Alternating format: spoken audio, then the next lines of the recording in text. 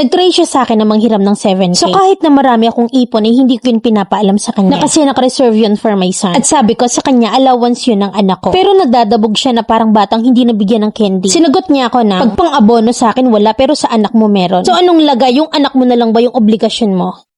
30 years old na ako ngayon at meron akong isang anak pero hindi yon sa kanya. At 2 taon na kami ng boyfriend ko ngayon. Spoiled siya sa pamilya niya since 5 silang magkakapatid at bunso siya. So lahat ng gusto niya nasusunod kahit na medyo mali na. Tama ba na ako yung magpahiram ng pambayad sa kanya ng cellphone dahil wala siyang pera? Na dapat hindi na siya kumuha kung hindi naman pala niya kaya. Tuwiran niya sa akin na naririndi daw siya sa mga agent na natawag. Ako naman ay merong isang anak at walang work for now. Na kailangan ko kasing mag-resign para maalagaan ko si mama kasi na-stroke siya. Nung nag-try siya sa akin na manghiram ng 7K na ang sabi niya kung pwede daw na ako daw muna yung maghulog ng cellphone niya at babayaran daw niya sa akin sa sweldo niya next week. So kahit na marami akong ipon, hindi ko yun ipinaalam sa kanya na kasi naka-reserve yun for my son. So meaning to say, I said no. At ang sabi ko, yung pera ko ngayon ay pambili lang ni mama ng gamot. At yung iba naman ay sa allowance ng anak ko. Pero nagdabog siya at parang batang hindi nabigyan ng candy. Then kahapon, nag-try siyang manghiram ulit sa akin ng 300 na para daw pangkain niya sa labas at hindi ko pa rin siya pinahiram. Pero inayaw ko siya sa birthday ng pamangkin ko na nasa fast food yung event. Sabi ko sa kanya na tara sumama tayo kasi libre naman tayo doon. Sinagot naman niya ako ng kami na lang daw yung mag-enjoy. Dagdag niya pa na pang-abono sa akin wala pero sa anak mo marami. So ang lagay ba ay anak mo na lang yung obligasyon mo. At doon na kami nag-start na mag-away. Sabi ko sa kanya na natural na uunahin ko yung anak ko kaysa sa luho mo. Na bago niya pa kasi ako hiraman ay meron siyang almost 3K last week. So saan niya dinala yun? Lately kasi na na-addict siya sa mga perya, mga color game na minsan ay sinasama niya ako ron. Na kahit na nanalo siya, hindi siya naalis hanggat hindi ubos. So ang ending nanalo na natalo pa. So kahapon sobrang uminit na yung away namin at kung ano na ang sinasabi niya sa akin na masasakit na salita. Tapos sinabihan ko siyang magbago na siya at alisin na niya yung mga ugaling napaka-spoil. At sana tumayo siya sa sarili niyang paa na hindi yung kukupit pa siya sa nanay niya ng pera na para lamang sa luho niya meron naman siyang work. Malaki rin naman yung sinasahod niya pero nakukulangan pa rin sa sarili niya. So paano na lang kung magkaroon siya ng anak di ang lala. Na ang gusto niya pa sa labas kami nakain pwede namang sa bahay na lang. Sa tuwing ayaw niya kasi ng ulam nila sa bahay like gulay or fish nag-aaya siyang kumain sa labas. Madalas rin siyang nangungupit at ang hihiram sa mga pinsan niya mas malaki pa yung kinikita niya kaysa sa mga yon. Nagkaroon kami ng pag-uusap na mag-iipon kami pero hindi yun matuloy-tuloy. At nung panahon na may trabaho pa ako mas malaki talaga yung sinusweldo niya sa akin. Pero kahit na ganun meron pa rin namang natitira sa akin. Honestly speaking ay sustentado yung anak ko ng daddy niya from other country. So ayun pa, malaking issue yun sa kanya na tumatanggap ako ng padala galing doon. Sinasabihan niya ako na palagi akong umaasa sa sustento. Hindi naman yun para sa akin, para yun sa anak ko. At kung nagkahiwalay man kami ng daddy ng anak ko, kami lang yun, hindi ang bata. O karapatan pa rin ng magtatay na mag-communicate every time na may padala yung daddy ng anak ko. Tsaka before nakikinabang din naman siya at may guts pa siyang humiram before. So ako tong si tanga pinahiram ko naman. Although dati naman nagbabayad siya yun nga lang installment. And then lately natabangan na ako sa relationship namin kasi nga madalas namin pinag-aawayan ng pera. Nakakapagod at nakakarindi pati na rin sa anak ko, nagsiselo siya. Na pati yung anak ko na ang tingin niya kahati niya sa pagmamahal. I'm getting older na. And I'm looking for a partner na makakasama ko for the rest of my life. Yung matatanggap at mamahalin ng anak ko. Pero kasi wala siya noon. And then napansin ko na nakablock na ako sa FB. So hindi na ako para humabol pa sa kanya. Thank you Mami Len sa pakikinig ng aking kwento. Letter sender, Camille.